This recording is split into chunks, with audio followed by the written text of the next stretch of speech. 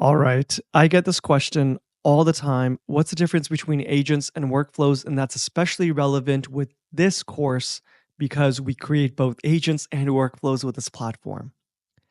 The simple answer is the difference between agents and workflows stems from how deterministic a system is in completing its tasks and how much latitude it has in completing its tasks. Okay. And the best way for me to illustrate this is let me go through an example. Let's say if you want to make a grilled cheese sandwich, okay? This is what a workflow would look like. A workflow would look like the following. You get bread and cheese from the fridge, you turn on the stove, you put the cheese and bread on the stove, you wait until the bread is golden brown, and then you serve it on a plate. So the idea here is if you have two people, one who only understands workflows, Mr. Workflow, and one who is an agent, we call them Mr. Agent. If we tell Mr. Workflow to build a sandwich or to make a sandwich, what we would do is we would tell him the following instructions. We would say, do this, then do this, then do this, then do this, and so on and so forth. Now, we can be a bit ambiguous. We can say, for example, get bread and cheese from fridge, and then we can have a condition. We can say something like, if bread and cheese don't exist, then go to the grocery store. If not, then turn on stove. So this is a very simple illustration of a workflow, but they can be more sophisticated. But just because they're more sophisticated doesn't necessarily make it not a workflow. Okay, so that's the important thing to note here. A workflow is a workflow not because of how simple the instructions are in its steps, but instead it's the amount of latitude or determinism that the person has in not following this workflow. Because I've made this workflow, no matter what, Mr. Workflow always needs to follow these 5 steps. Again, they can be 100 steps, they can be 100 steps with 3 different branches, with 50 different branches. It doesn't matter. Okay? Now, contrast that to Mr. Agent. Mr. Agent works a bit differently. Mr. Agent has a general goal in mind, which is you are an agent that cooks food and serves them to guests. Okay? It has a goal in mind, it has a set of instructions in mind, and it has access to certain tools and certain knowledge bases. So it has access to a tool that allows it to get an item from a fridge. It has access to a tool that allows it to interact with a stove. It has access to a tool that can put items on a plate. And it also has a knowledge base as well. It can read a recipe book to get more information. So if I tell Mr. Agent to make me a sandwich, I'm not explicitly defining the steps it needs to take to create a sandwich. Instead, I'm giving it a general goal and it's coming up with its own action plan given the tools and knowledge and LLM that it has, and then actually actioning that action plan as well, given the tools that it has. Okay? So that's the big difference here.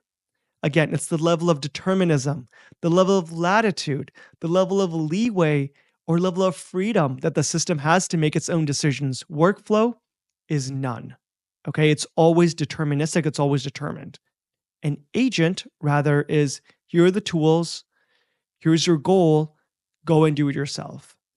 Now, obviously, based on this comparison, you can see the advantages and disadvantages between workflows and agents.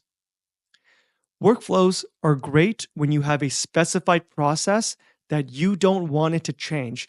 You don't want the system to have any sort of freedom or latitude to deviate from that particular process. It's worth knowing as well, you can have workflows that have AI components and Gen AI components within it. So you can have workflows, for example, where maybe the last step, wait until bread is golden brown. Instead of just, maybe it uses a vision model to determine if it's golden brown rather than looking at a temperature. So you can have AI models within a workflow, but it always follows a series of steps. Whereas an agent is more ambiguous. You don't really know the set of steps it'll follow. You just know that it has a goal and it will try to do that. Sounds very Terminator-esque, but that's the idea. So the advantage over agents comes because of its disadvantage. It's very ambiguous. You don't really define the series of steps, it determines it itself. But that also means it can do a lot more than a workflow can do. If I have Mr. Workflow and Mr. Agent, and now instead of making a grilled cheese sandwich, I want them to make an omelet. Well, for workflows, it just won't be able to do that. What we'll need to do is we'll need to teach Mr. Workflow, we'll need to define a new process for Mr. Workflow to follow to create an egg, or an omelet rather. Whereas an agent, if we go to Mr. Agent and ask them to create an omelet, that'll work a lot better. We don't need to retrain, we don't need to train the Mr. Agent anymore. Instead, the agent has a goal in mind, it needs to create an omelet. It then uses its LLM and its knowledge base, its brain, to determine a series of actions it should take. Get an item from a fridge, get eggs from the fridge, crack the eggs, put it on the stove, mix it around, and then put it on a plate. So it creates an action plan and then uses the tools it has access to actually action or execute that action plan. In this way, I can go to Mr. Agent and ask it to create food 3, food 4, food 5, food 6 without having to explicitly define what those foods are and how they are made.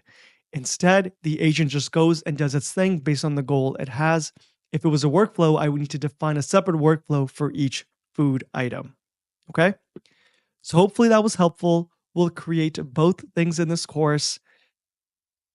In my opinion, like, whenever you think about automation, you mainly think about workflows. You think about a series of business process steps that you want to automate. Now it's quickly shifting towards agents.